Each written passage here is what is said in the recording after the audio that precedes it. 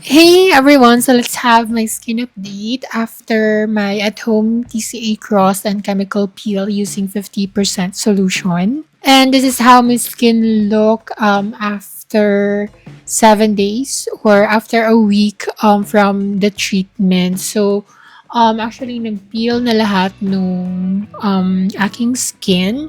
And if a-flash ko din sa inyo yung progress from day 0 up until day 7. Tapos, para ma-compare nyo yung skin ko ngayon. So, by the way, this is yung skin ko bago ako magsagawa ng procedure. And then, this is my skin right after nung procedure or nung treatment. And then, ito naman yung skin ko day 1.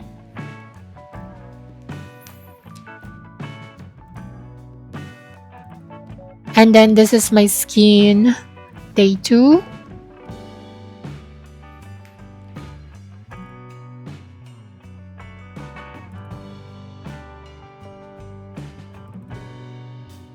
And then this is how my skin look naman day 3.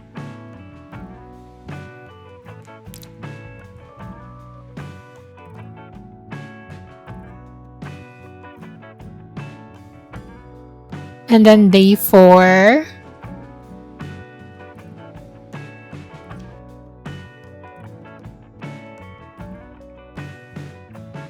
Tapos day 5.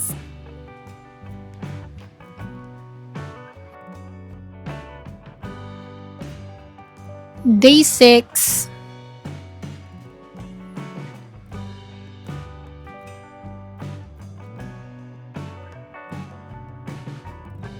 And then day 7.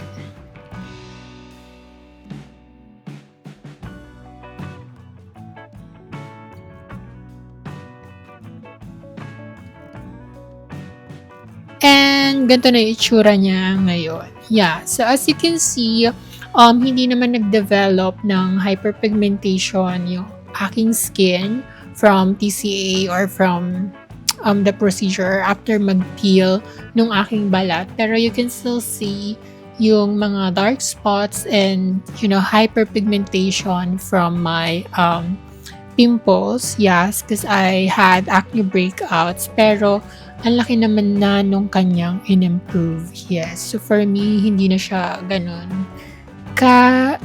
itim or kalala. So, medyo lumilinis na yung ating face ulit. Yes. Diba? Yeah, so that's it. So thank you so much for watching. So please don't forget to like and share this video, follow me, and subscribe na rin po sa aking YouTube channel. Bye!